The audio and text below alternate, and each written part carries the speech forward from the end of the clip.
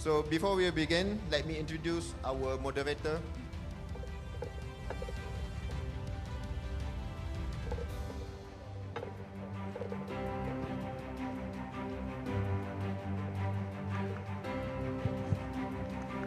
So to moderate this session, please welcome Mr. Ter Leong Leng from the Associated Chinese Chambers of Commerce Industry of Malaysia, or in short, ACCCIM, as the moderator for this session. Mr. Ter currently holds the position as the Deputy Chairman of the International Trade and Industry Committee. ACCCIM is the national level organization of the Chinese Chambers of Commerce in Malaysia. Founded on 2nd July 1921, ACCCIM has over 100,000 members representing Malaysian Chinese companies, individuals and trade associations in particular, and the Chinese business community in general.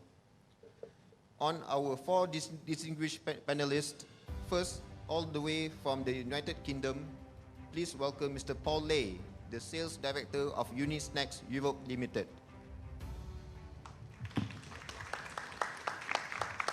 Mr. Paul embarked on a professional career spanning over 30 years, of which 90 years in the mainstream retail management that included buying roles in two of the largest supermarket chains in the UK, Asda and Morrisons.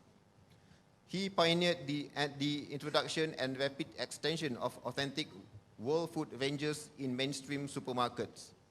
His passion for developing teams is key to his success in retail and the supply chain. Our second panelist from France, please welcome Mr. Boris Cuvillier. Mr. Boris is the Executive Director of Carrefour France. Mr. Boris was responsible in creating a new business, sales of goods to wholesalers, convenience stores and ethnic stores. He is also charged in handling import and international products for Carrefour. The third panelist from Türkiye, please welcome Mr. Igal Ahitov. Mr. Igal is the General Manager of Dolfin Gida. Mr. Igal studied mechanical engineering at Stevens Institute, received his master's degree from Georgia Institute of Technology, and got an MBA from the University of Michigan. He worked as an industrial engineer in the US and Türkiye for many years. Since 2007, he is a shareholder at Dolfin Gida. Dolfin Gida is an importer and distributor company based in Istanbul. And final panelist and representing the Malaysian exporters, please welcome Mr. Tan Swee Khern. Mr. Tan is the Director of Food Industries Sdn Bhd. Mr. Tan is the key man in developing strategic direction and growth strategies for Food. Established in 2009, Food specializes in manufacture food coatings, seasonings, and marinades for the food industry. Currently, they have exported worldwide, especially to Europe. To proceed with session 4, allow me to hand over this session to the moderator, Mr. Ter, the Deputy Chairman of ACCCIM, to dive into the discussion of export opportunities in the UK, France, and Türkiye. We encourage all audience to give your utmost attention to this panel session and ask relevant questions to the panelists. Audiences may scan the QR code to post your question to the panelists. Selected question will be picked up by the moderator during the Q&A session. And also, we like to announce for audiences that ask questions live from the floor, we have 7 interesting prizes awaits you. Okay, Mr. Ter, the stage is yours. Okay, thank you very much, Asfar. Very good evening, ladies and gentlemen. Welcome to session 4 of the Knowledge Hub at MIHAS 2023. Meet the experts from UK, France, Turkey, and also joining us for this session, as we know, we have also a Malaysian exporter. In this session, we are going to go to Europe. Yeah, so I was reminded by the organizer just now that I have to work very hard, yeah, because out of the 4 sessions today, this is the one that is the furthest. Yeah, it's probably uncharted waters to many of the participants. so I have to work very hard. Yeah, but my job here is to get these people to talk. Yeah, so you can know more about these three markets. Yeah. So maybe to start off, please allow me to set the stage by giving an overview of the halal market in Europe. The European halal market has been expanding, driven by factors such as the rising Muslim population, increased demand for halal certified products, and globalization of trade. Due to limited availability, demand for halal products has outstripped supply. This is a scenario in Europe. The halal food and beverage sector is one of the largest segments within the halal market in Europe. Well, it includes halal meat, dairy products, processed foods and beverages. The Europe halal food and beverages market size is estimated at US $14.66 billion in this year, and it's expected to reach US $19.26 billion by year 2028. So you can see the size of the market we are looking at in Europe. Apart from F&B, halal cosmetics and personal care, as well as pharmaceutical, have also gained popularity and seen rapid growth in the European halal market. Let's talk about UK. Yeah, UK is, the Muslim population in UK is set to triple in 30 years, rising from the statistics which I have here, 4.1 million in year 2016 to 13 million in year 2050. The UK halal market today is worth 4.5 billion US dollar. Now, if you go to UK today, you see that major national grocery chains, Asda, Sainsbury, Tesco, are providing an ever-increasing variety of halal products. Now let's go to France.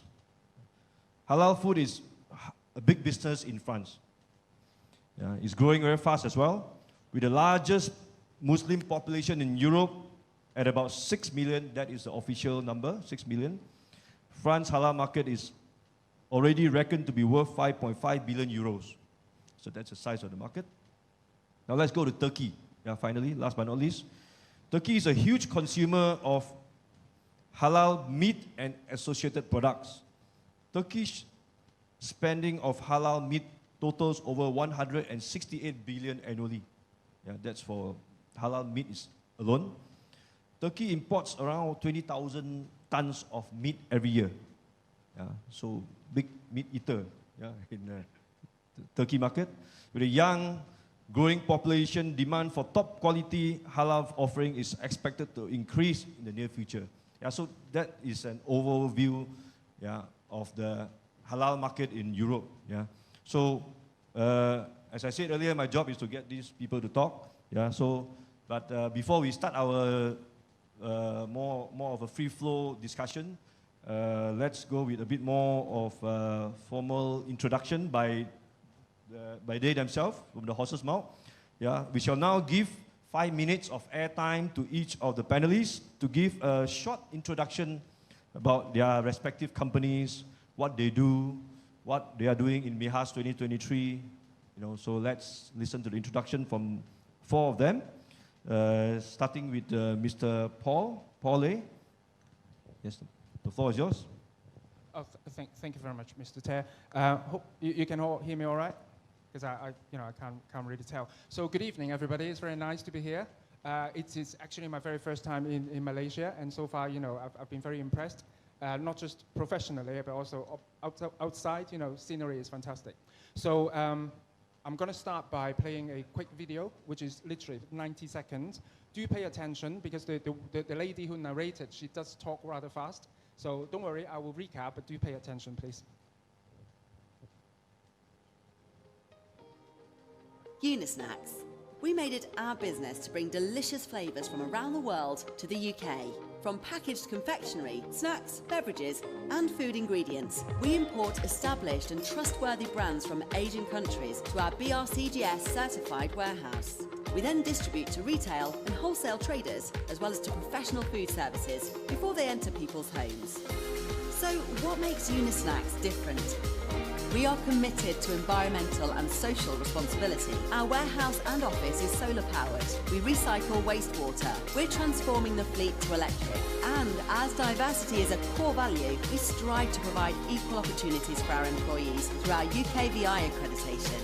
We seamlessly integrate AI-driven warehouse management to eliminate human errors, increase efficiency, and enable us to give the best possible rate to the end consumer. Automated distribution and route planning are used to increase transparency and reduce fleet costs. Our warehouse has multiple staff shift patterns, which allows more efficient running and reduced overheads. Since Unisnacks was incorporated in 2006, we've imported from multiple countries, grown a team of over 100 employees at our state-of-the-art green working office, built a 3.5-acre distribution centre, scaled to a 14,000 pallet capacity, and developed a repacking facility. We're currently distributing to household names such as Sainsbury's, Asda, Tesco, B&M, Morrisons, Itsu, Wingyip, as well as many more retail and food service customers. Bringing global food to the UK, Unisnacks.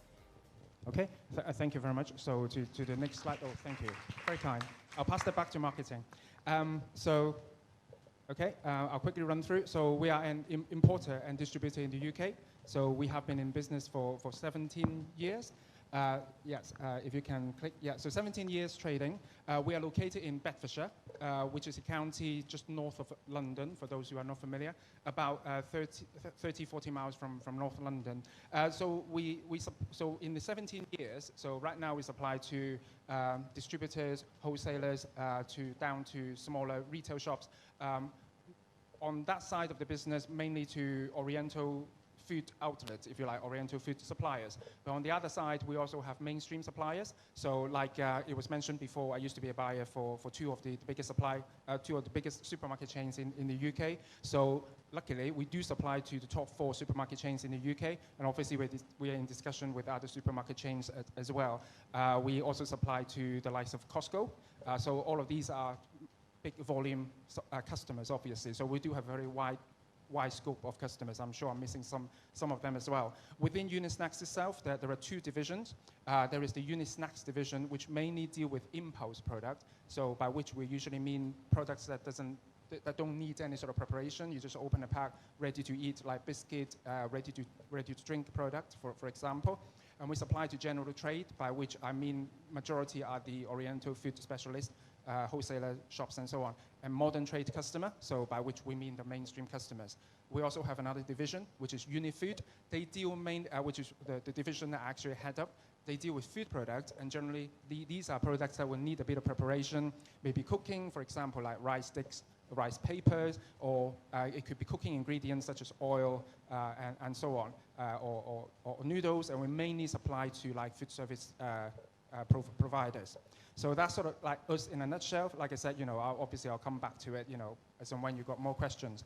A bit very quickly about the UK, because it's probably already been touched on. So about 68 million population. We are the 6th largest, obviously, consumer economy in the world. Oriental customers or consumers, obviously, very close to our heart. About 1 million. There are about 5 million Asian consumers in the UK. The UK majority mainly is a service economy, with most of the food is imported, so that's obviously an opportunity for you guys. And also over the year, every year we've got about 17 million floating population, by which we mean like students and tourists. Of course, a lot of people come and visit the UK. A lot of students, many perhaps your friends and relatives, or perhaps yourself, have studied in the UK. So we do have a lot of those, and a lot of those students who come from this part of the world, obviously we also benefit from, and our customers also benefit from. So 2.4 trillion economy, and the food industry itself is about 238 billion.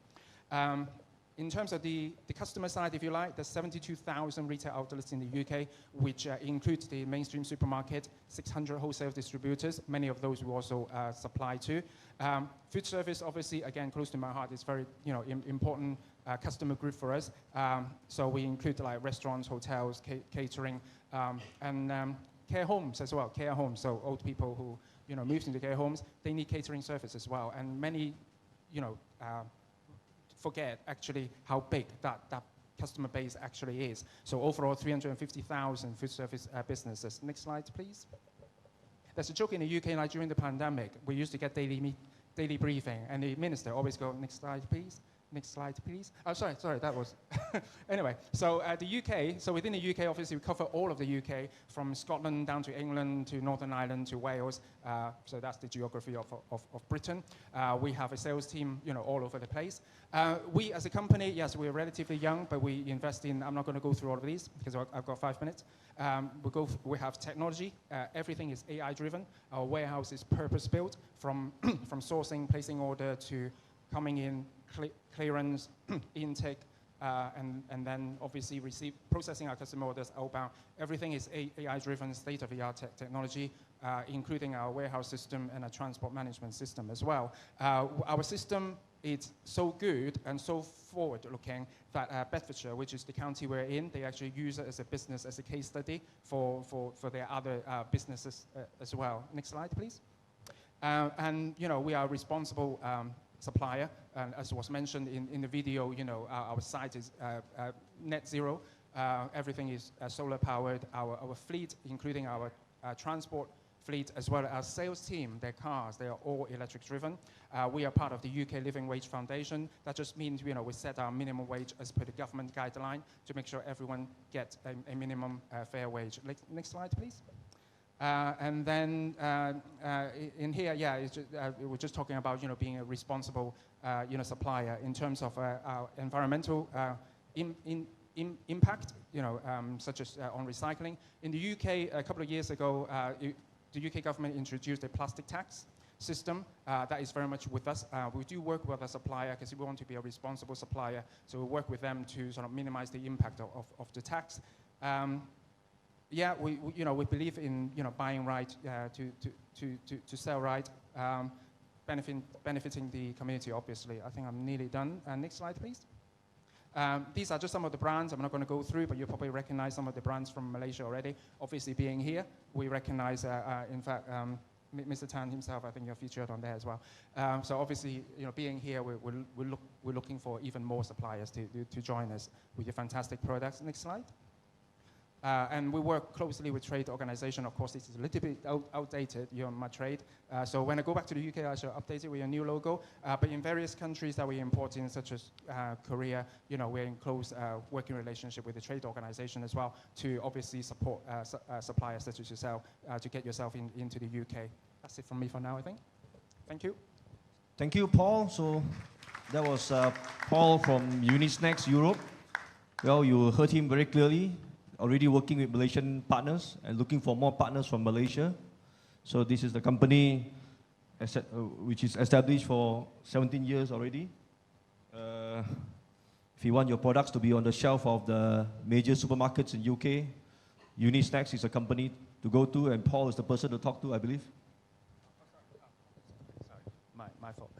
And yes, please come to talk to us. I think one advantage I've got is because I've worked for supermarkets for 15 years before I joined Unisnacks, the past seven years, something like that. So, and as was mentioned, when I was working for supermarkets, it was very much when supermarkets suddenly woke up to the opportunity to supply world food.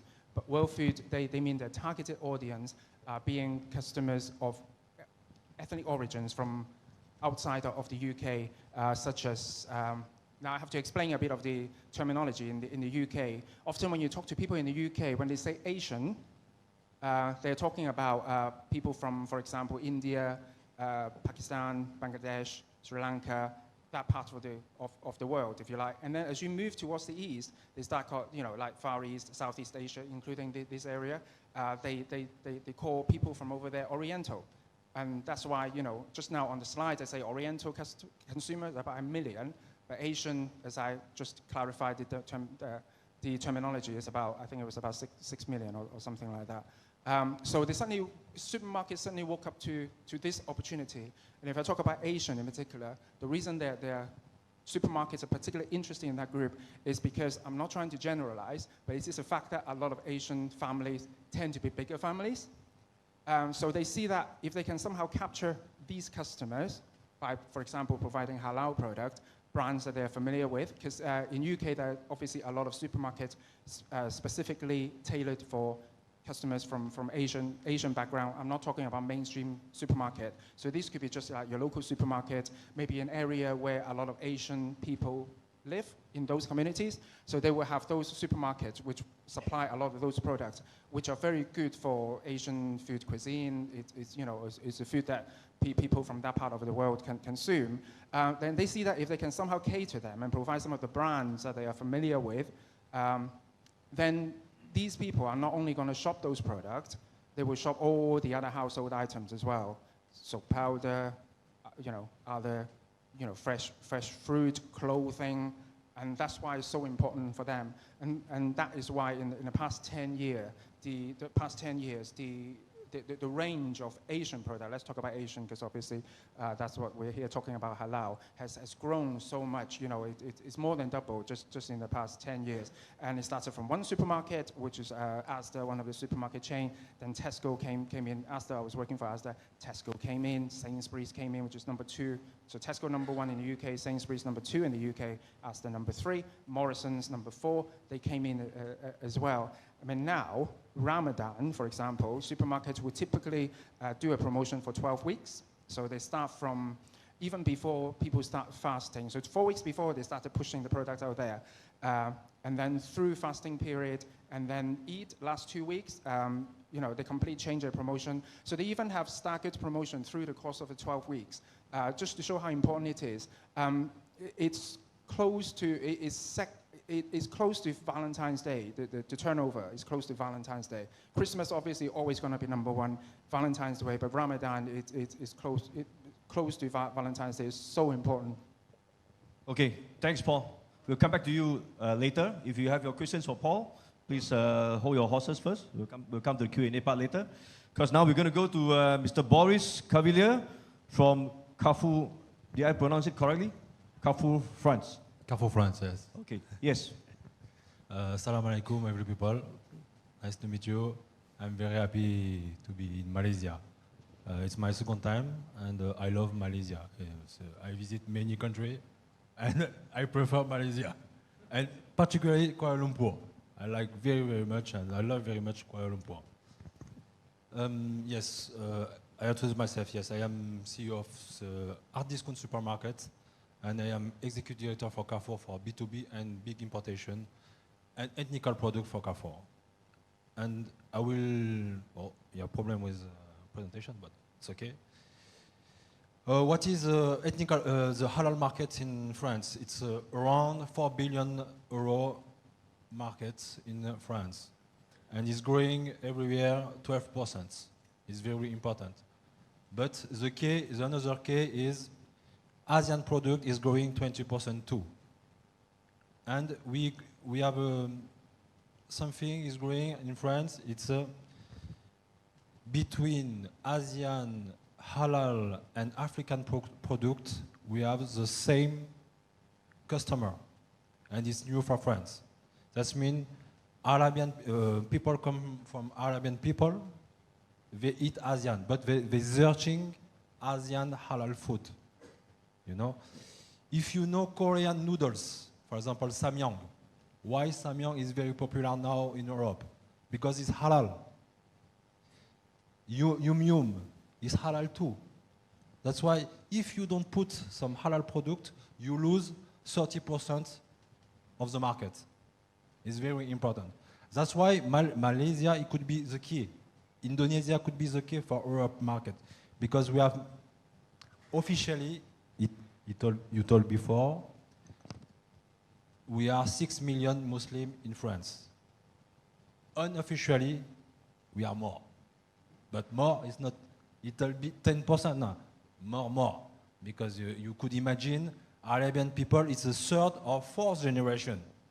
You imagine Arabian people have 4 or 5 children. And since 10, 20 years, Muslims are 6 million. It's not possible in the it's not possible in the natality. That's why the market is growing, and it's very important to find Asian halal product. And I think Malaysia could help us to import product. And I see the Mami team, and we would like to import many products from Mami, of course, and we would like to help. But we find another product and we would like to import, for example, snacks and cake from Malaysia. And it's true, normally retailers don't come to directly to the country. Now, normally we work with a wholesaler, but Carrefour decide to send me in every country to find the product.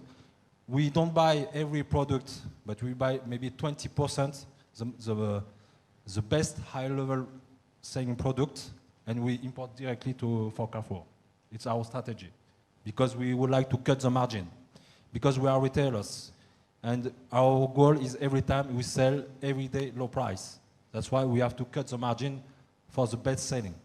It's our strategy. I have another. Yeah, it's Asian and I speak already. Yes.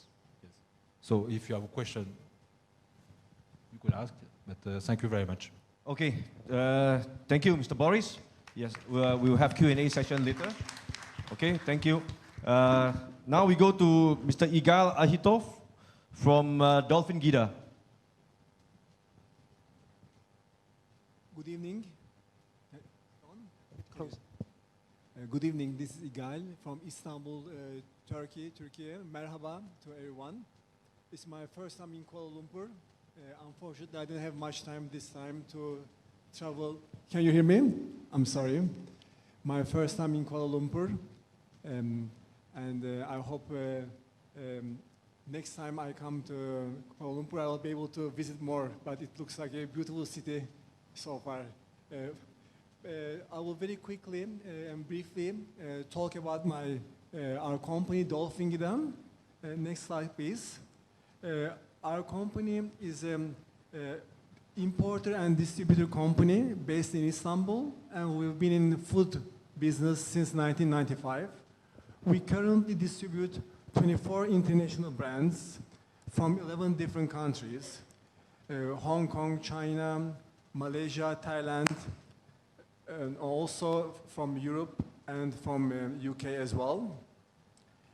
Our clients are mainly food service clients, Asian cuisine and fine dining restaurants, cafes, hotels, holiday resorts. And also we are quite active in modern trade. We work with the Macro Center, which is part of Migros, Carrefour, Metro, and so forth, and traditional local channel in the local retail chains, deli stores, and so forth. So 70% we are food service and 30% we are in retail. Next slide, please. We are based in Istanbul, but we have salespeople in Ankara, Izmir, Bodrum, and Antalya. Our warehouse is very close to the port in Istanbul, 1,400 meters squared, and we have 2,000 pallet capacity. Also, we have chilled and frozen products as well.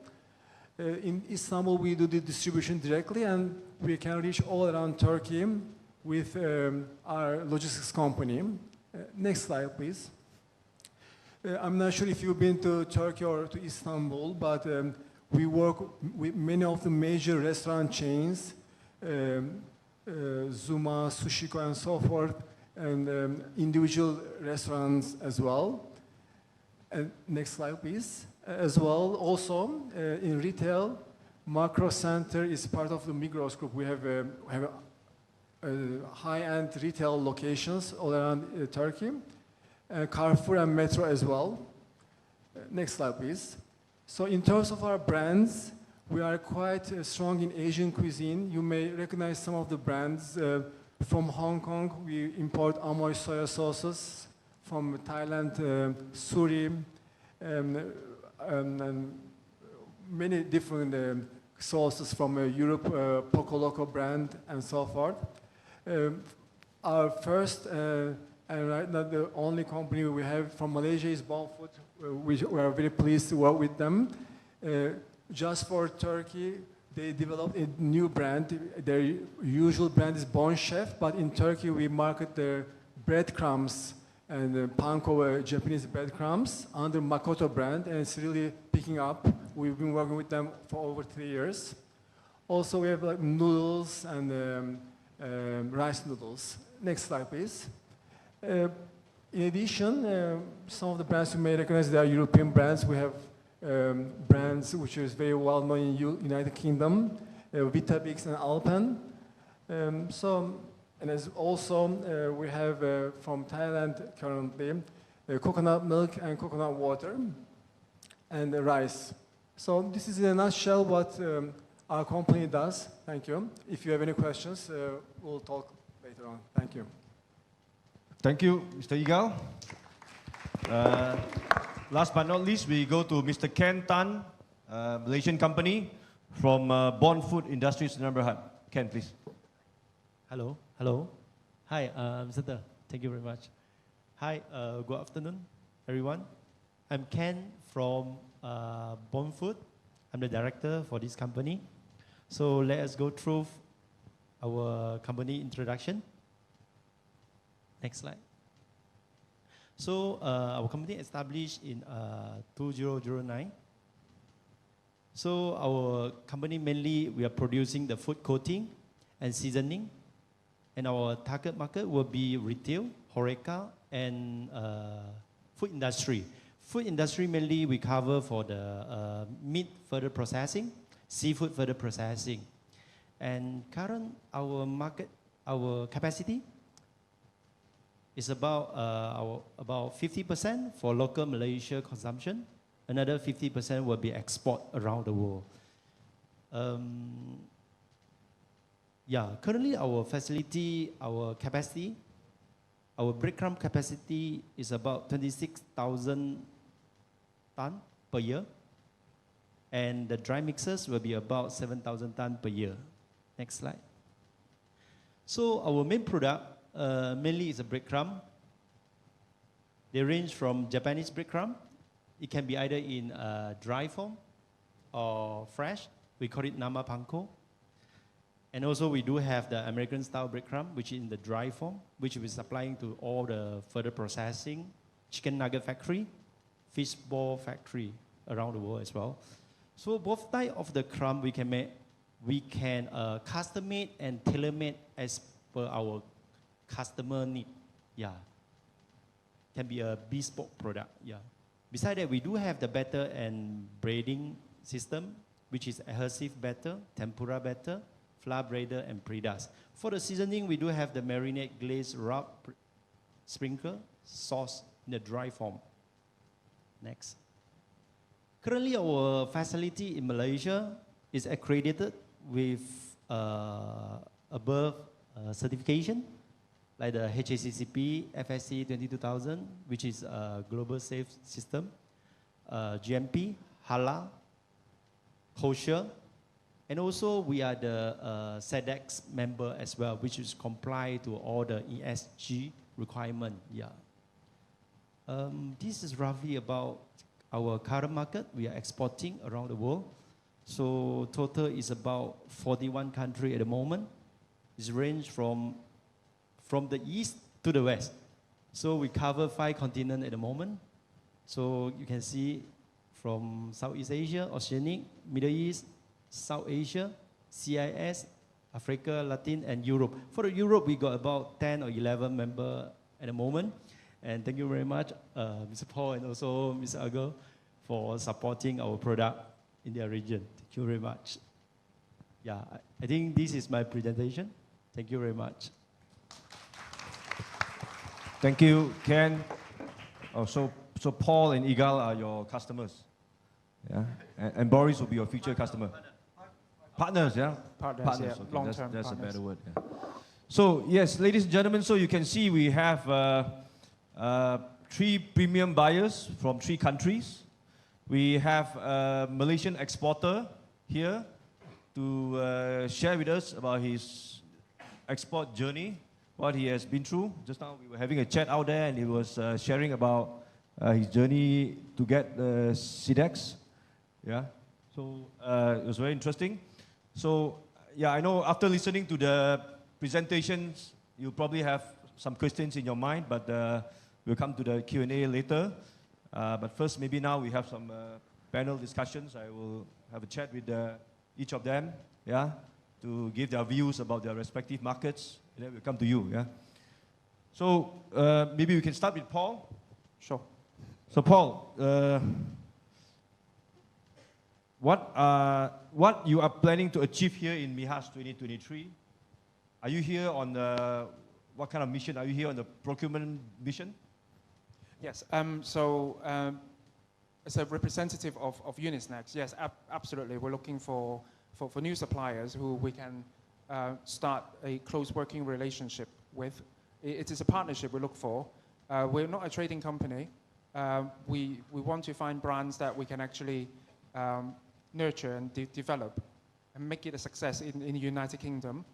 We will pour all our effort and investment into supporting the brand. Obviously, it's a close working relationship, and we would expect, therefore, working with suppliers, we're going to be your only partner in the United Kingdom.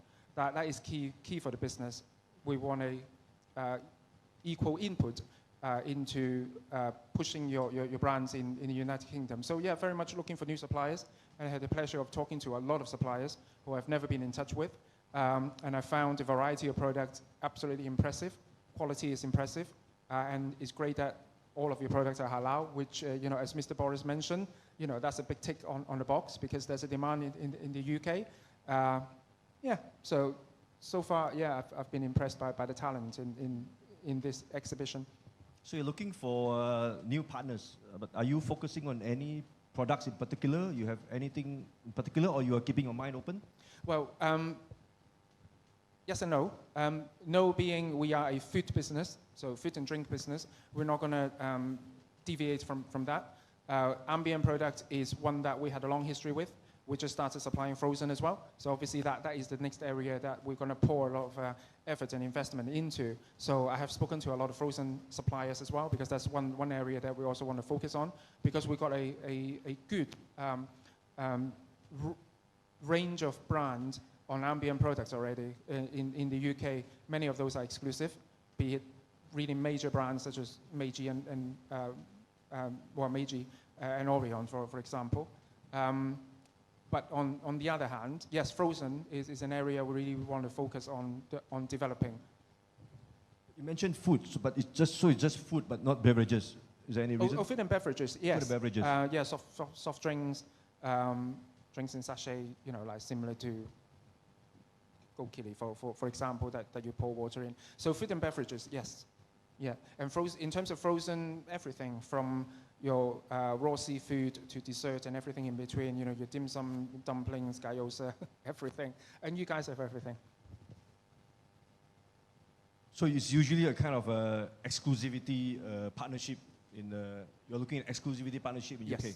Yes, that is key to us. Sometimes, you know, we realize with certain big brands, in particular global brands, that there are certain reasons they're not ready yet. Fine, we can work with them as long as we've got a commitment to work towards it, because we will prove to them that we are the best distributor for them, as we have proven many times with a lot of other big brands. So you're only willing to talk to producers who are going to who can agree on the exclusivity arrangement with you? At least open to it. Okay. And yes, you mentioned you have a rather diversified range of products and services in your group. How significant is the halal product business to you? The halal product business, do you see it as a growing segment within your group business? Absolutely. I mean, it's already covered many times. Halal is a growing market. We are not strong on halal product ourselves, but customers are looking for halal product. Particularly, you know, like for example, what Mr. Boris mentioned, you know, samyang. And declaration of halal is really important. We know certain products might be halal, but if there is no declaration, no one knows it's halal, and that doesn't work.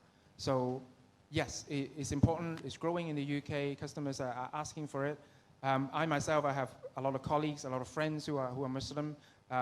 For me personally, I would like to see them being able to enjoy a lot of the products that I can enjoy as well. That when they walk into a restaurant or when they walk into a shop, they're not always looking for vegetarian product.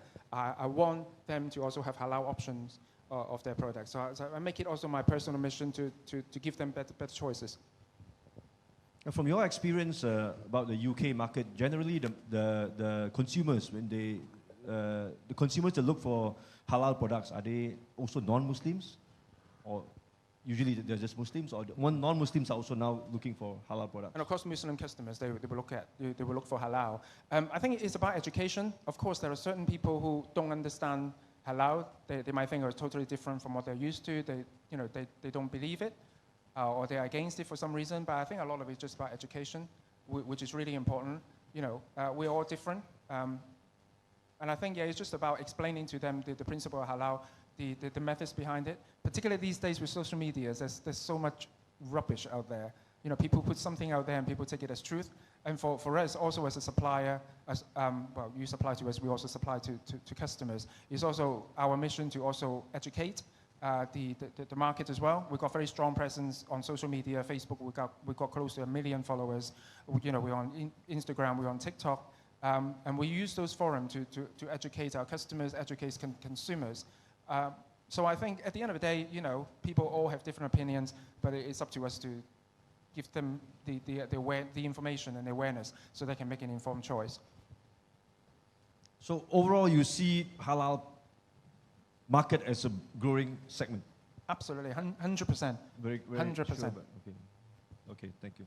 We're going to talk about the regulations and the requirement to supply to the UK market. Yeah, for example, meat products, poultry-based products, and maybe what are the labeling requirements, issues like sugar tax, and etc.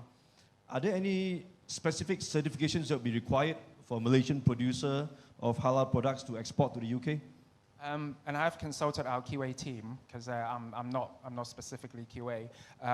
We do have QA team, in-house QA team, and they work really closely with suppliers. They coach the suppliers. So if we spotted your brand and we want to take it further, we'll put you straight in touch with our QA team, and they can answer all kinds of questions from you. They'll probably look at your ingredient list, and they will straight away advise you whether it's workable or not, or what do you need to do, what certification you have to get. Top line, I understand the minimum we will look for is GFSI certification, because that will cover BRC in the UK as well. Because a lot of our customers, particularly mainstream customers, supermarkets, they all ask for BRC or equivalent certification. That is important. But without going into all the rules and regulations, because I'm by no means the expert, I would say we have an in-house team who do it all the time, advising the suppliers, working with the suppliers tirelessly, because we have a specific team who will do that.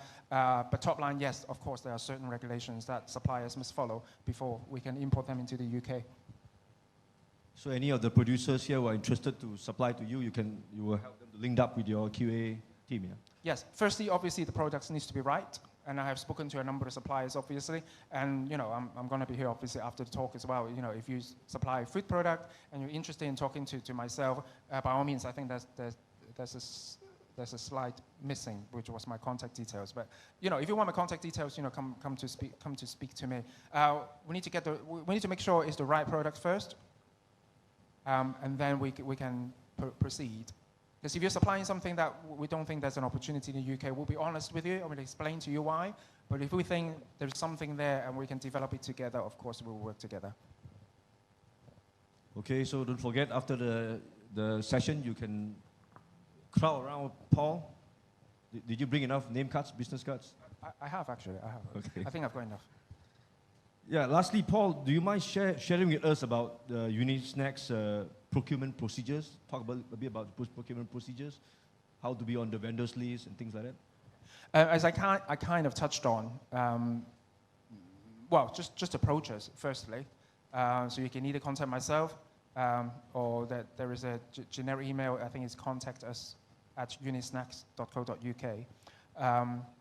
So just come to us with your product. In terms of the process, yes, we'll go through your product. If we're interested in your product, we'll put you in touch with our QA, who will go through all the requirements, with you, what is allowed to be imported into the UK. For example, certain products might be a no-go from Malaysia. We will say that to you. You might then consider, or might give you some advice to consider tweak your ingredients list or country of origin or whatever.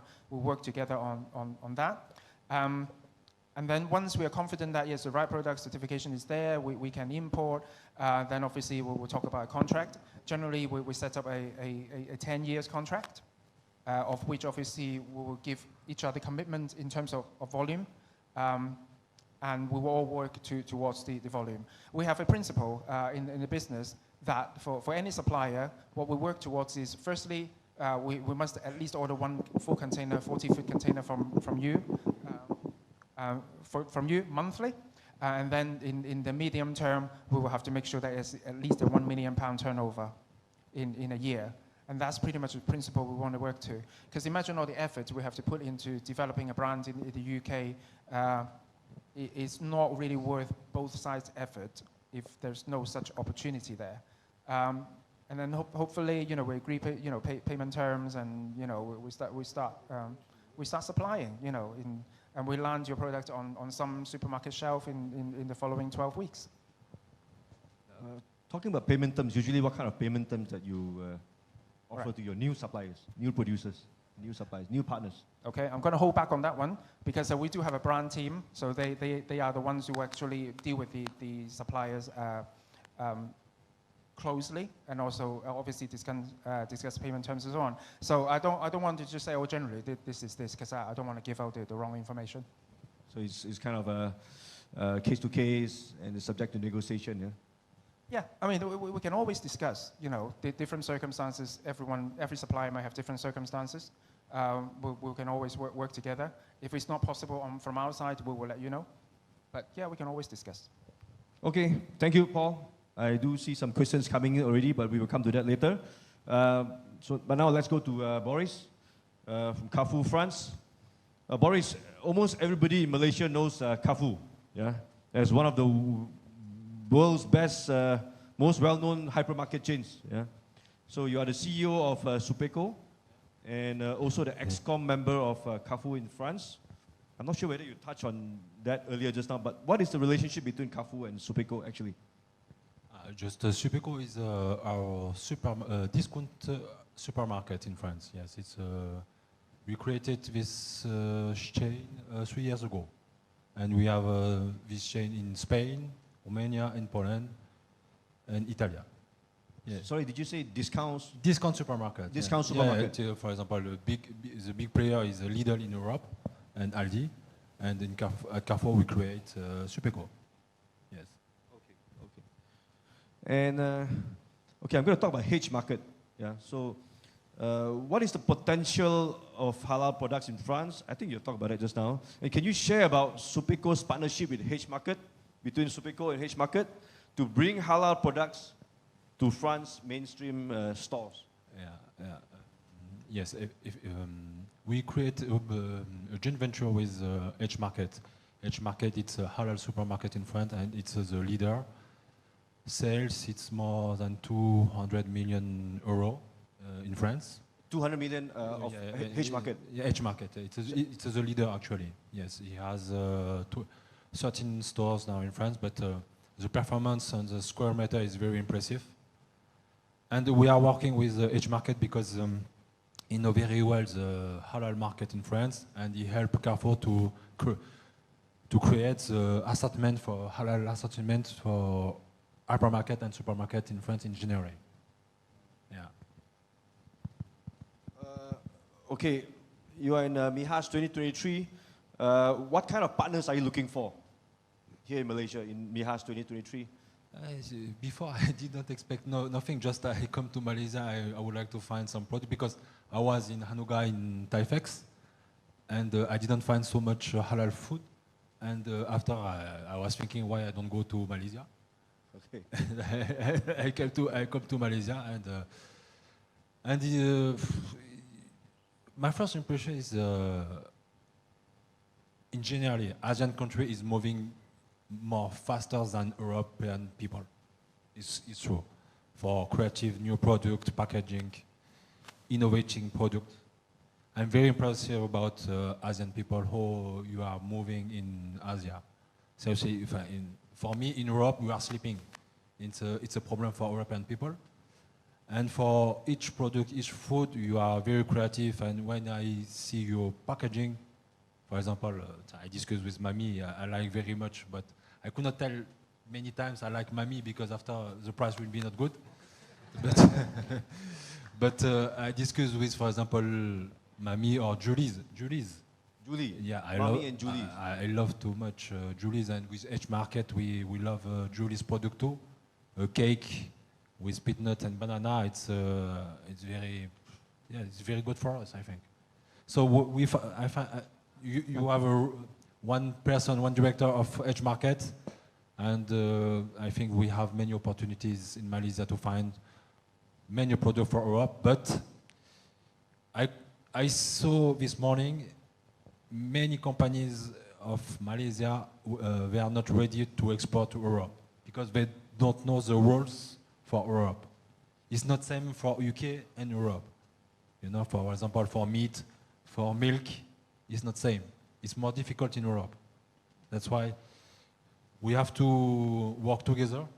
If you like to export to Europe, some companies know, but I think many companies don't. But you know, in Thailand, they have the same problem. In Korea, they have the same problem. In many Asian countries prefer to export in China because the market is more big, or in America. In Europe, finally, it's a little market for them. That's why now they are interested about European market. It was not the priority, but now it's a priority because it's growing very fast in Europe to Asian product and halal food. So far, have you found any specific kind of products that you find very interesting in MIHAS that you think have great potential in France? Yeah, of course, it's noodles. Noodles. Noodles. Yeah, of course, noodles, because if you, I don't know if you know the statistic of noodles of the world, but 2017 it was $34 billion of the world, and now it's $47 billion of the world. The noodle business. The noodle business. $47 billion. Yeah, of the world. Yeah, it's the most big business in the world. And the most big companies will be soon, it's Yum Yum. You imagine? You imagine the potential of the noodles, and in French, we don't eat too much noodles. That will come because we are late. For example, UK and Germany. Well, I don't know if you have German people here in the room, but German food is complicated sometimes. That's why we prefer to eat Asian food, maybe. But in French, we have a culture of food, but noodles that's coming very fast, you know. We put many noodles in our upper market, and the sales is very, very good in Carrefour. Yeah, yeah. And I saw snacks, very interesting about snacks and cakes and drinks.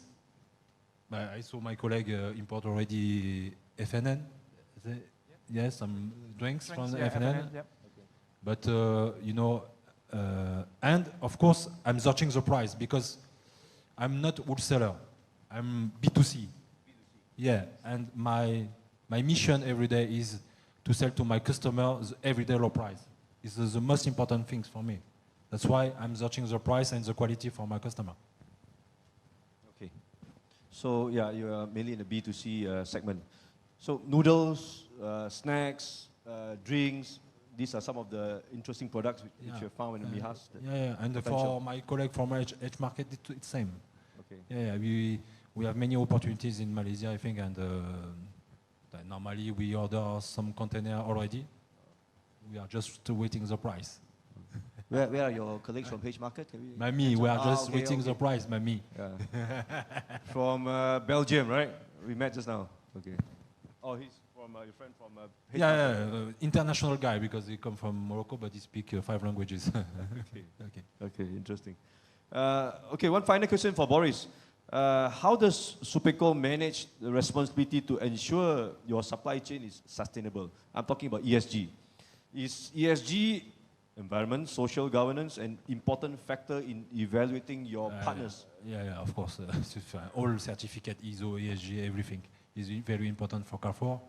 And of course, for children's working, it's very important for us too. The certificate, no children work in the plant. We are controlling that, and sometimes we send to control the plant. For example, every 6 months we could send someone control, for example, Bureau Veritas or Socotec, and control the plant. If you respect all, you sign the document. Yeah. Okay, thank you, Boris. We'll come to your questions later. Yes, we already see questions for Carrefour. Next, we're going to go to Mr. Igal Bey. Igal Bey. Bay in Turkey is you use this bay. You use bay when you know in a very respectful, more respectful way. Sorry. Like Mister. Like Mister in a more respectful way. Yeah. So Igal Bay. So Igal, are you on a procurement visit to MIHAS? Are you Are you also on a procurement mission? Or? Yes, we are here for a procurement mission. As I mentioned in my presentation, Bonfood was the first company we started to work with in Malaysia, and we are really very happy with the progress. We've been working with them for 3 years. So we would like to add more companies from Malaysia to our portfolio. You may also know that Turkey and Malaysia have a free trade agreement, so it's advantages for both countries to do more business together. So some types of products that we are looking for are coconut milk, coconut water in Tetra Pak, rice vermicelli, rice stick. These are really growing products in Turkey, both in the Asian restaurants and also people who have worries for gluten. They want to have gluten allergies or they want to eat healthy fashion, so that's another one. We are interested in canned pineapples, sliced pineapples in cans. Also, egg noodles, as they mentioned, egg noodles is a very fastly growing market like all around the world, so we are looking for egg noodles. So we are looking for different kinds of products like these. So again, noodles, yeah. So noodles producer, you have big potential. And noodles, and earlier you mentioned another one? Egg noodles Egg and noodles. rice vermicelli and rice sticks. So all those type of products we're looking for. All right. Next question. Turkey is a big Muslim country. Yeah, I think one of the largest in the world, with so many halal producers, halal product producer.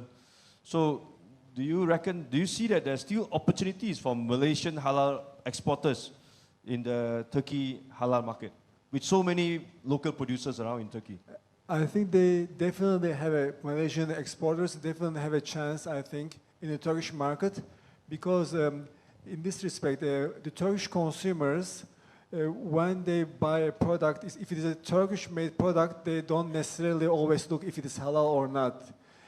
But especially for imported products, they pay more attention if it has a halal sign. So, because Malaysia have many producers with halal certification, the consumer, especially on the product, if they see halal sign for imported product, they have more confidence. So even though according to Turkish regulations, the product does not need to be halal to be exported, but both in the eyes of the consumer, it is a great plus. Plus also for importation procedures, when it's a halal product, it's so much easier compared to non-halal. So I think there is definitely a potential for Malaysian companies with halal production to export to Turkey. In the global halal market, do you look at Malaysia as a competitor to Turkey? You better have the right answer because there are many Malaysians here. I don't think Malaysia and Turkey are like competitors because actually Turkey also is a very big food producer as well. But as you know, Turkey and Malaysia, we have different climates, different products that we are strong at.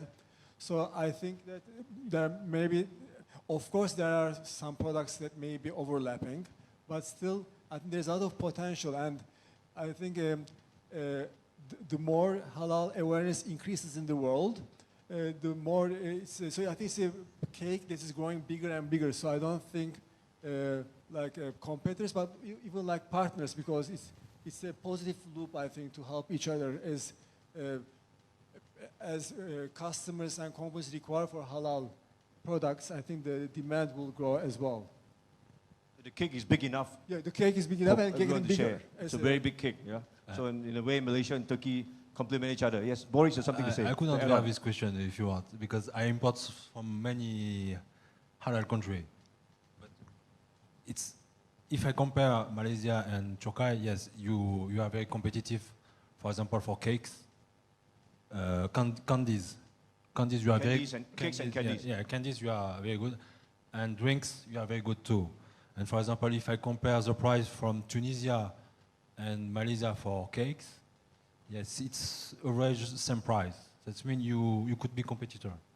For you imagine Tunisia, I cross the Mediterranean and I could buy cakes. But from Malaysia, you have good quality and halal certificate, because Tunisia they don't put halal certificate. Tunisia. No, and Morocco no too, because it's a halal country. Okay. That's why they don't put a halal certificate. But for some customer, it's very important you put.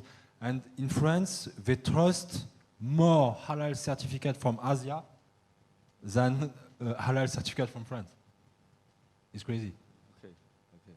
So they, in the French market, they trust the halal certificate from other countries. For example, he's come from Malaysia or Indonesia. I don't know why they believe too much. It's true, Bilal, or not? It's true. So you mean our halal certificate is very much recognized? Yeah, because look up highly in the market. Because before, some people think Muslim is only for Arabian people, but with internet and everything, now they know Muslim is Asian Asian people, and now they trust too much, because when they go to Mecca, they saw Indonesian or Malaysian, oh, you are very straight, you respect the rules, everything.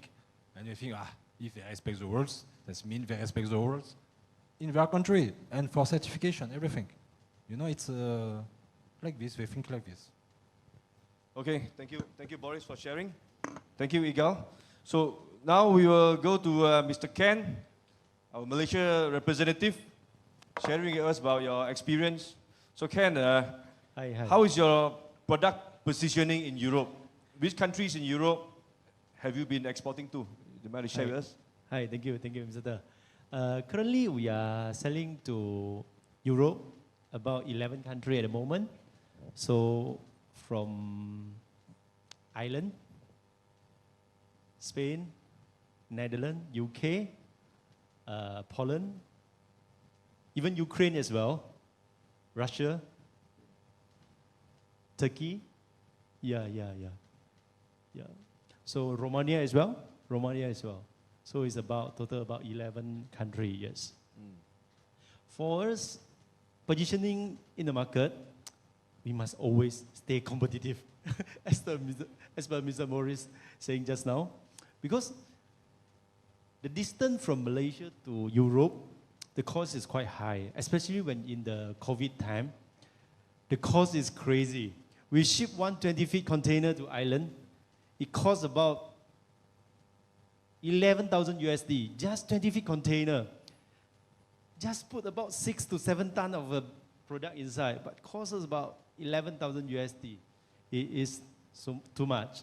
But now the sea freight comes to the normal, so everything is good now.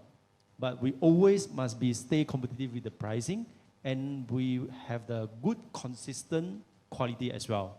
Only we can have a persistent business, long-term business, so that we can make our partner in every country happy, reliable, honest, yeah. So in general, Ken, you think Malaysian halal products are competitive versus products from other countries? Yes. Actually, even like, you see, like country like, maybe you don't know, like in Russia, in Moscow, you thought people there not Muslim. But actually there's a lot of Muslim over there. There's a lot of Muslim. And when they see the halal logo from Malaysia, they're very trust on that. Yeah, like the place in Kazan, in Samara, yeah. Those area, yeah. So can you share with us about your experience from the very beginning, entering European market? What were the challenges that you faced and how you overcome those challenges? Wow, big story. There's a lot of pain and sweetness in between. I still remember 2 years back when Russia and Ukraine war started. we do have the 2 container, 40 feet. I still remember the freight cost, 15,000 USD, 1 container, 40 feet. Wow. We ship 2 container, 40 feet. And if I'm not mistaken, the war happened on 28 February, like that. Our container stuck at the Istanbul, 25th transshipment from Ankara to Odessa.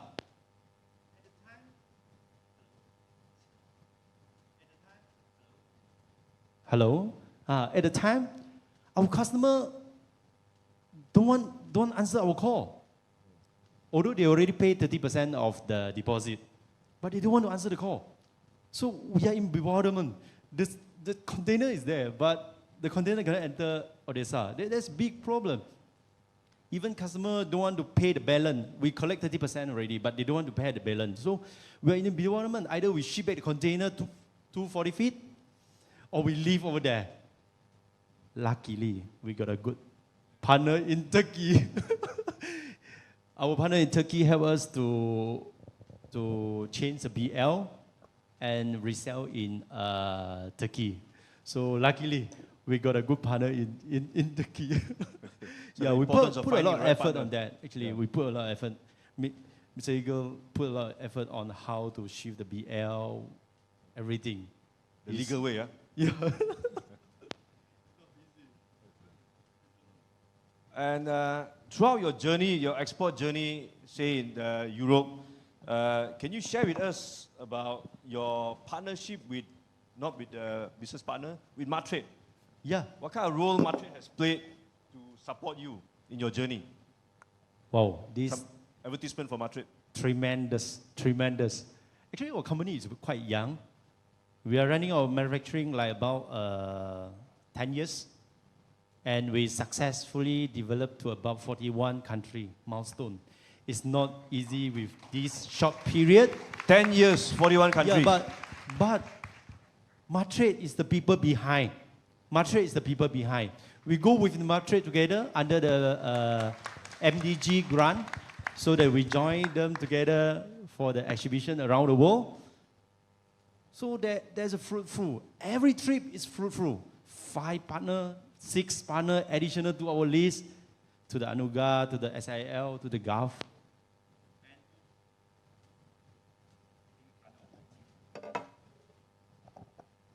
Yeah, even to Australia as well. So really fantastic.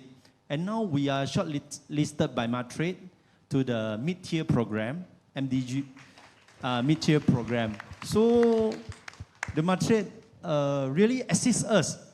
They show us the market insight. What is the opportunity? Where is the opportunity?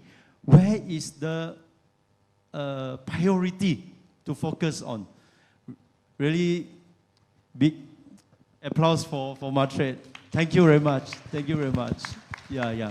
Besides that, the trade officer around the world, like for example, the trade officer in Mexico, in Turkey, Mr. Azhar.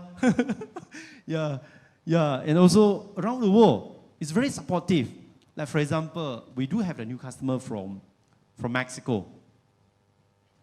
During the COVID, before the COVID, we can't travel there. And the trade officer in Mexico, they try to help us to organize a meeting, meet the customer over there, explain. And even the first shipment, our shipment arrived in Jalisco. Yeah, they visit the customer, show the product together. That is really build the confidence with our customer. Our customer really feel that this is the way, Malaysian way. Yeah. So big endorsement for the role played by Matrade. Yeah, Congratulations. really. Thank you very much to Matrade for the role you have played to help the industries. Yeah, they really Coming from the mouth of the exporter himself, I think Ken has a very great story to share.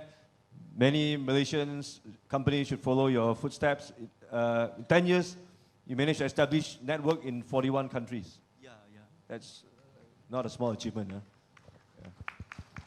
Okay, thank you, Ken, for your great sharing.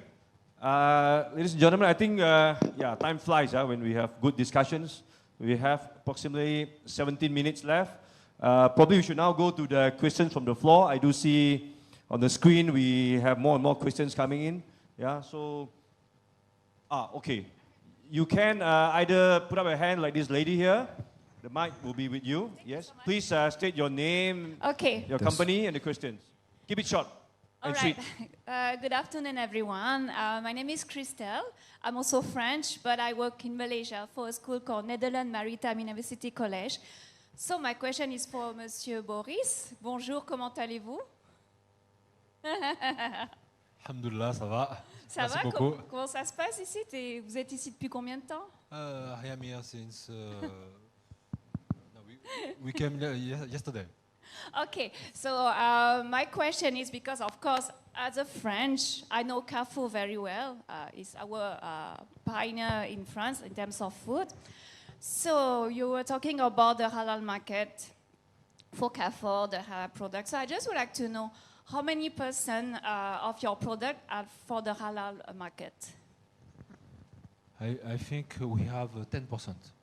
10% it's a halal product, and because finally halal product in France is not like in Malaysian market, because in Malaysia everything is halal. You know, you could find halal water, you could find I don't know, many. You could find French fries were halal. Yeah. But in France it's not like this. In France water is not halal, coca is not halal. You have only certification for meat. You know, that's why, and for some noodles. That's why it's not very important we have a halal certification. But that's coming for many products now, because, I don't know, maybe we are moving in France, but many Muslims prefer halal certificate for many products now. Yeah, because actually Muslim is our second religion in France. We do have a lot, of course, coming from Algeria, Morocco, Tunisia, but now right now they become a French citizen, so it's quite a huge population. So now it's only 10% of the market for France, and we have not many products are halal certificate. But since now this Muslim community is growing, so do you plan to maybe to do all your product halal, then everyone can enjoy? No, we are making already some private label halal, for example, chicken or beef, and we are putting more halal product in our stores. You know, we are changing. You could imagine in our hypermarket we have a problem with non-food, because the non-food now is e-commerce. And we are moving e-commerce to, for example, ethnical products. That's why we put more. And H Market, our partner, help us to put more Arabian, Asian, and halal products in our supermarket and hypermarket. Thank you, Mr. Boris, for your answer. Thank you so much. Boris, for halal products, you only work with H Market, or no. This is one of your channels. Yeah, one of channel, but they are the expert for halal product. Expert for halal products. H Market is. Yeah. They know very well the market. Okay, thank you. So next question, please. We'll give priority to the questions from the floor asked by the participants before we go to the computer screen. Anyone else would like to ask a question to any of the panelists? Okay, while we're waiting, then next probably we go to the screen. First question is, if we do not have EU certifications just yet, would Carrefour still be interested to access our products? Yeah, of course. We discussed already this morning with some company, and we could work with this company, but you know they have to change all ingredients. Sometimes it could be very difficult for this company. That's why I could not promise you we will do, but we could work together. But if it's not for Carrefour, it's for Europe. And I promise, if you give me your ingredient data sheet, I could tell you which product you have to change, because I know many lower in Europe, and I work with many lower in France, and they could tell you, okay, you have to change your milk, for example. Milk must come from Netherlands or Denmark.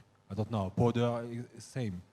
And I could tell, and we could work together, yeah, of course. But if your product is very innovative, I could not find your product in another country, for example, Korea, Thailand, no, of course, I will work with you for changing the ingredients.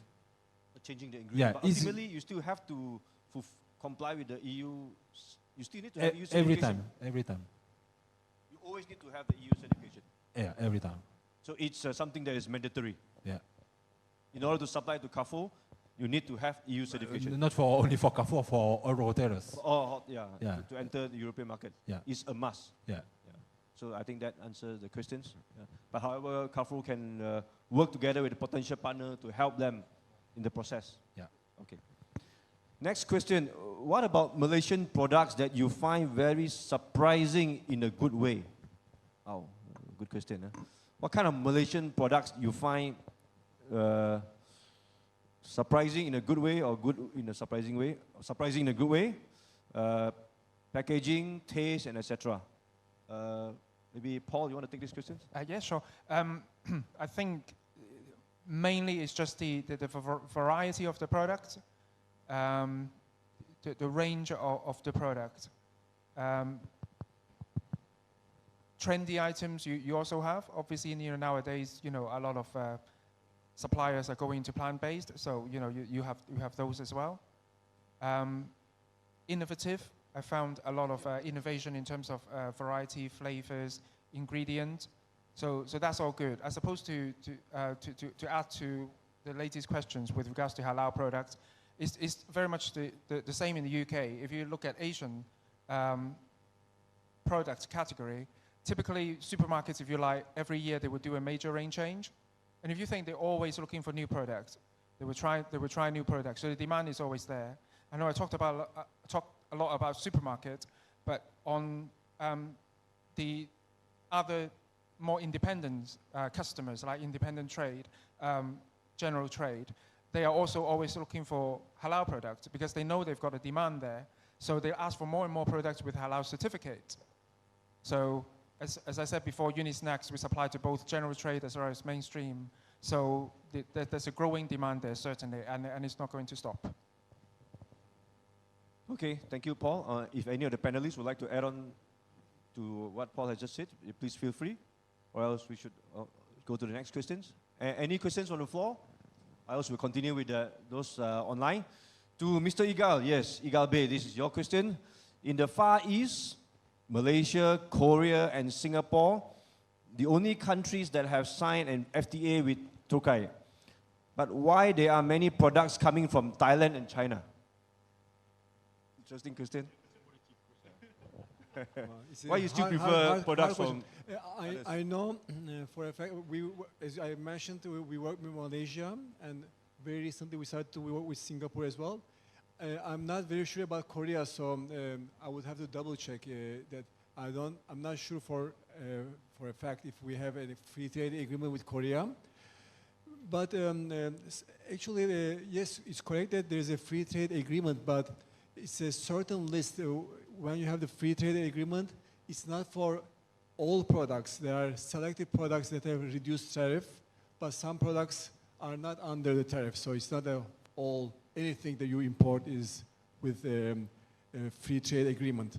So that's why there may be some products where some companies may find it more efficient or cost effective to source from China or Thailand. That may be the reason, because for only selected items you have the reduced tariff. So that would be my guess.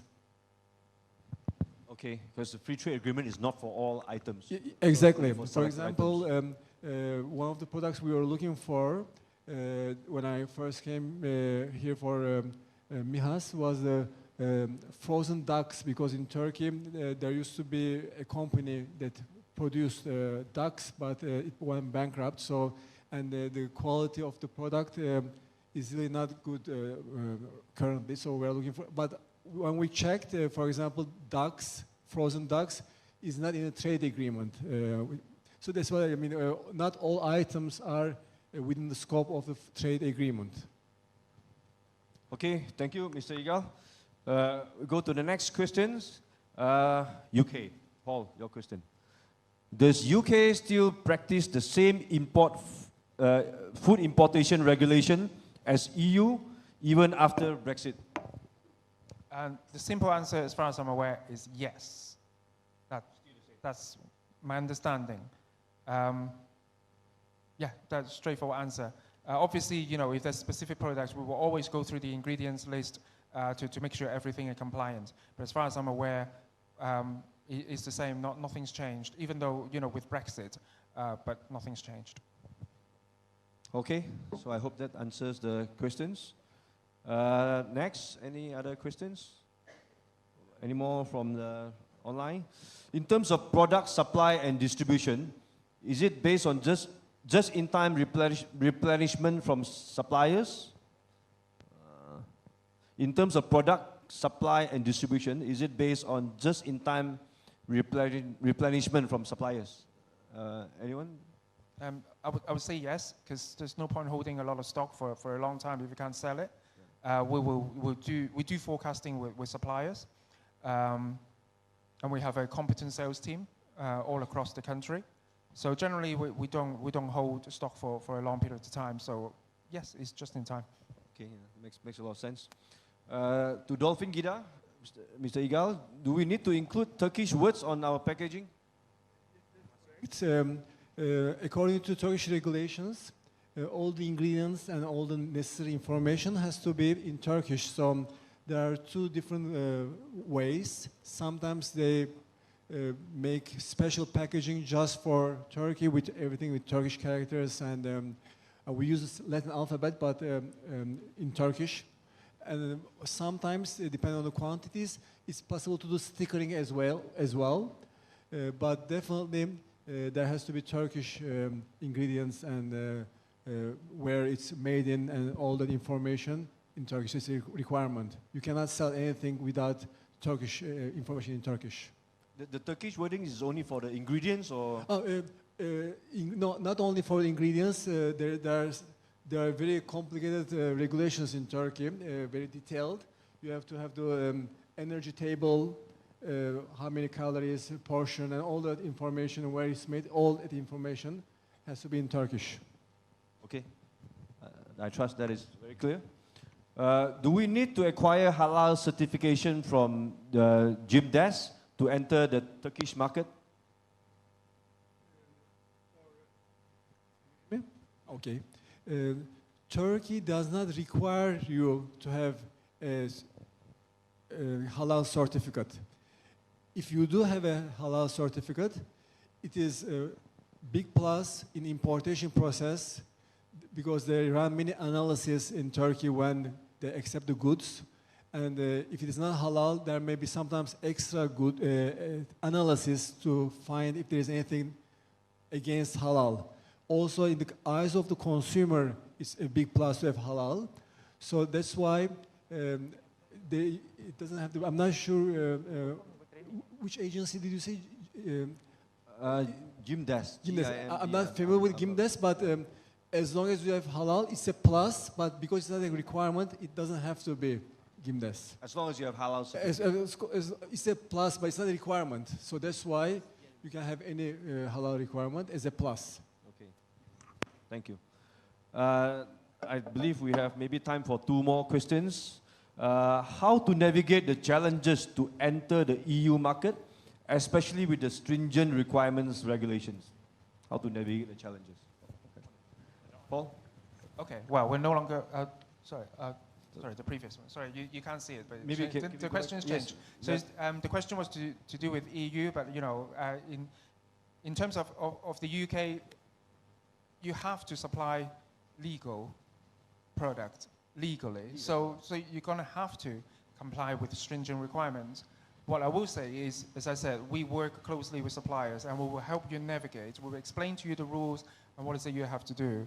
We will not import anything that's not 100% compliant with UK regulations.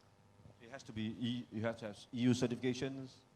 Oh, sorry, I know the question is to do with EU, but what I'm saying is, as I mentioned earlier, alluded to earlier, British regulations haven't changed, even though after Brexit. So it's the same, and we will only import products that are legally compliant. Boris, Igal, if you want to add on any of the questions, if you have, regarding regulations in entering the European market. No, it's not very complicated, you know. It's not very complicated. Give me your data sheet and I will check with the lower and we have the answer. Very good answer. Okay. It's very simple finally. Yeah. And every time it's the same, no? Yeah. So there's no doubt you need to have EU certification. Don't think it's very hard. No. But the most thing is you could change or not, because you could not change for example for 2 containers. Impossible.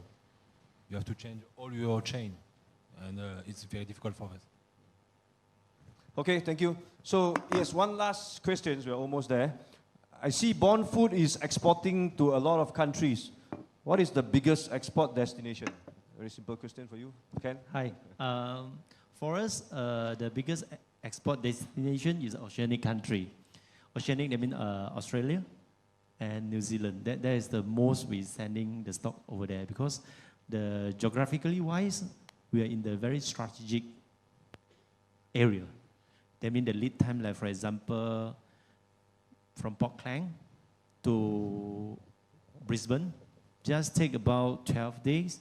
Just costs us about 500 to 600 USD for the sea freight. So it's other place from around the world can't compete with Malaysia, because our lead time is short and the sea freight is at the lowest. So we take this strategy thing so that we can be the leader in the market. Yeah. Okay, thank you, Ken. I think with that, we have come to the end of our Q&A session.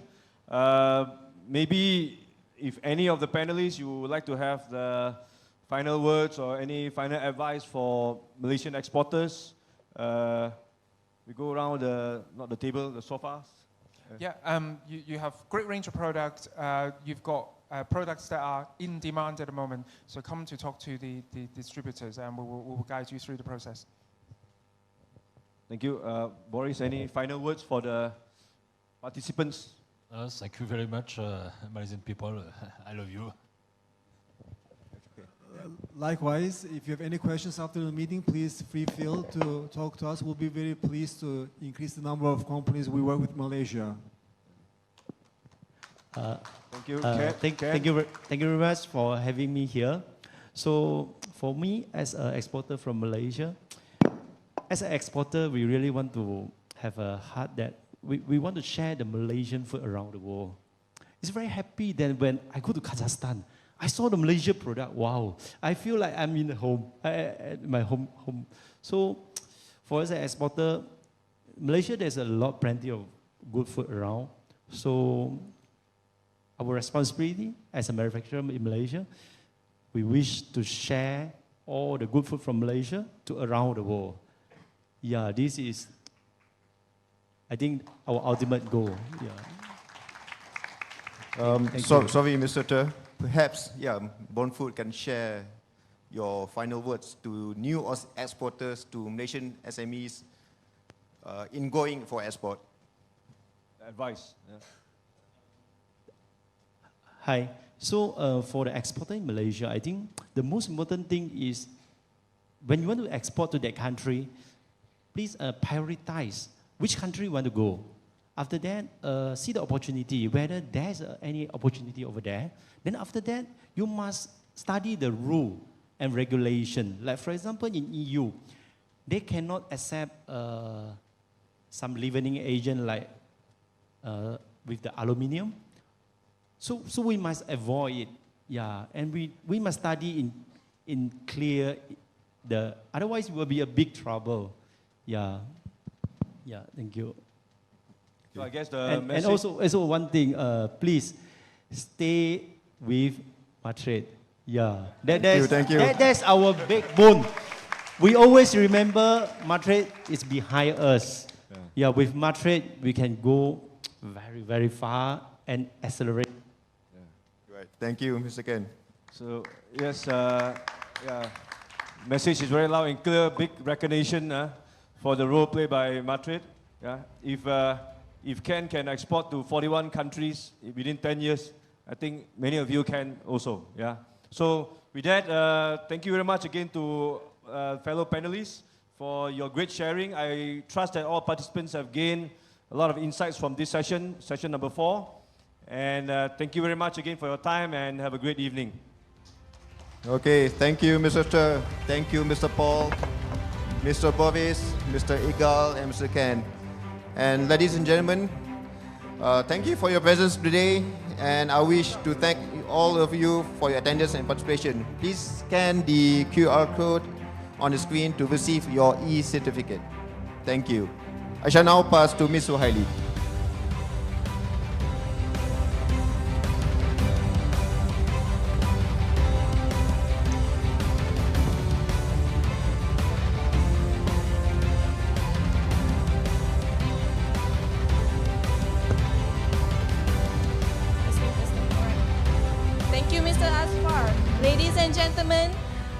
Let's give a hearty round of applause to our exceptional speakers and our skilled moderator for session 4. Our sincere gratitude for the engaging deliberations and interactions from both our in-person audience here at MITech and those joining virtually. As we end session 4, we kindly request our audience once again to provide your feedback by scanning the QR code displayed on the screen, by logging in through MIHAS virtual platform to access the feedback form and to receive the e-certificate. I would like to express my heartfelt appreciation to the established panelists of session 4. If you have any questions for our panelists, please feel free to approach them during the post-event session. Thank you. Now we have come to the end of the program of MIHAS 2023 Knowledge Hub session. Without further ado, I would like to call upon Madam Sharimaton Mat Saleh, Deputy Chief Executive Officer, Export Acceleration of Madrid, to present her closing remarks. Madam Sharimaton.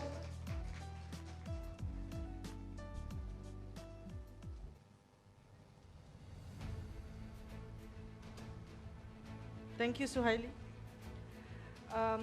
Esteemed moderators, panelists, distinguished guests, Malaysian exporters, entrepreneurs, ladies and gentlemen, Assalamualaikum warahmatullahi wabarakatuh, and very good afternoon. A big round of applause for all of you. I'm sure you've had a long day. They say the early birds catch the worm, but the one who stays until the end catches the biggest beef. Okay, so on behalf of Madrid, again, our sincere thanks to all the moderators and experts, panel speakers who have shared their experience, both from the Malaysian exporters' point of view, from Bon Food. You heard his final message, stay with Madrid. And from what was mentioned, 41 countries in 10 years, Malaysia boleh. And I hope that will inspire all of the other exporters, new exporters to, strive on, continue to do your best. You can do it. Malaysia boleh. Remember that. So through the 4 engaging sessions, I heard there was a lot of good feedback. It's not just, Malaysians are quite shy, gentlemen. Sometimes they don't like to ask questions. But I heard that this session was indeed very interactive. They asked a lot of questions, either physically here or online. So I would like to congratulate for the audience for an active participation. I promise I'm not going to be delaboring the long speech. I'm just going to say the gist of it. Sessions such as this is so important, and I really applaud those who stayed until the end and allocate their time to be here, because it's not easy to hear from premium buyers. All the premium buyers, we looked up at all your revenue, we combine it together, is worth US dollars 28 billion. So, and a quarter of them are here today. So imagine the opportunities you can have. It's not easy. It's not something that is to be taken lightly or taken for granted by the exporters, especially for the MSMEs. Not everyone is export ready yet, but they need to learn, they need to hit all the advices that has been given, the key points, the cues, what need to happen, the do's and don'ts. So I believe Knowledge Hub has served its purpose for this year's MIHAS and will continue to have this. It's not just about making the sales at the booth, but learning up the do's and don'ts to ensure that when you export, you have a smooth journey. Learn from the best, avoid the mistakes so that you can leapfrog instead of repeating the same mistakes that others have avoided. So with that, I'm just gonna say, hope to see you all of you again in the next Knowledge Hub session in 2024. By that time, it will be the 20th, 2 decades of MIHAS. So I hope it will even grow bigger and better. We've occupied all 3 floors, but we believe there are some areas that we can still squeeze in more exporters, and we can also bump up the numbers of virtual participation, although of course it's more interesting to be live, in person, meet up with your prospective buyers, meet up with your sellers so you know who you're dealing with, you take away all the fear and all that. So congratulations once again and have a good evening. Thank you. Terima kasih.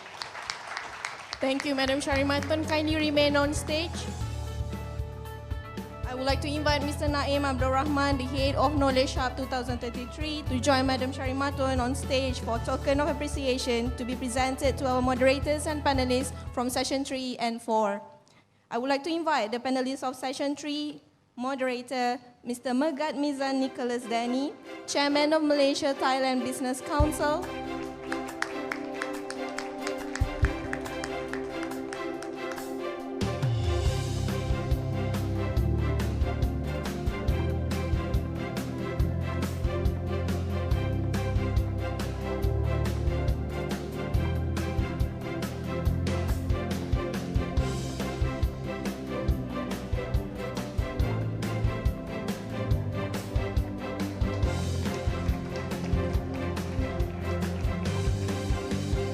Mr. William Moon, Business Development Executive of Yingqi Trading,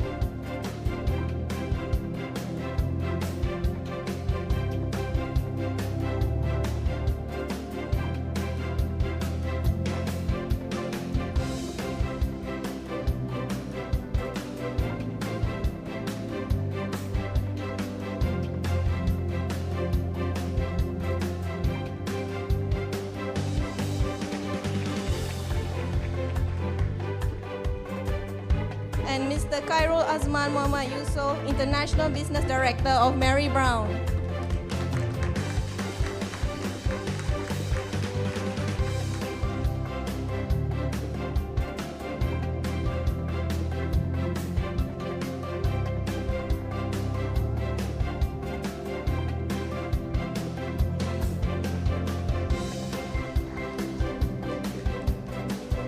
Alright, gentlemen, group photo for session 3, all together to be stand at center of the stage.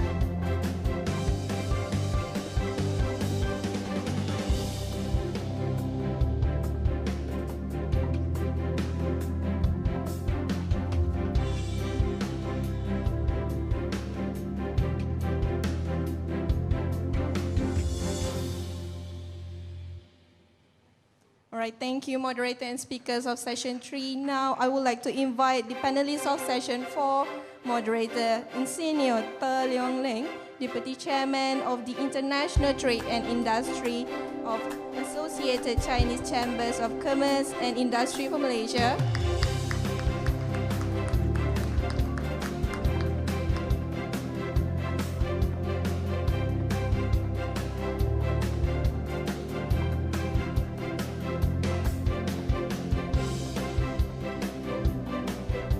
Mr. Boris Cuvillier, Executive Director, B2B, Import and International Products of Carrefour France.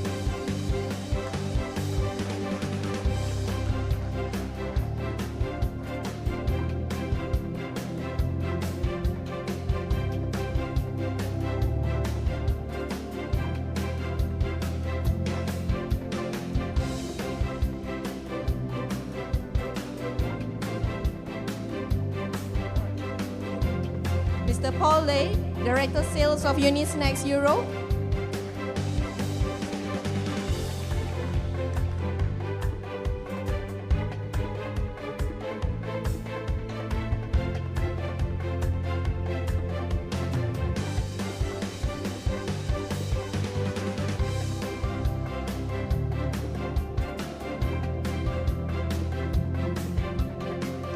Mr. Igal Ahitov, General Manager of Dolfin Gida.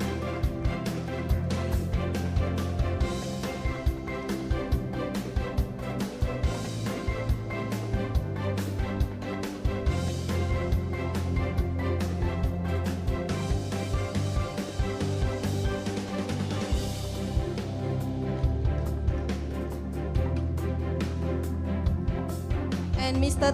Swee Khern, Director of Food Industries.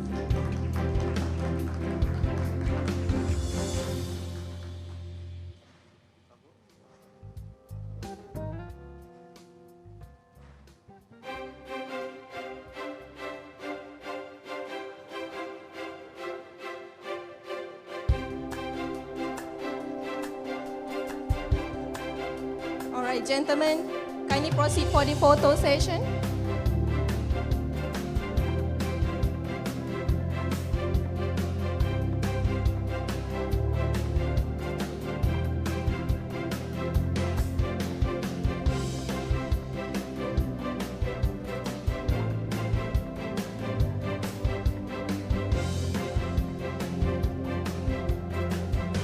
All right, thumbs up.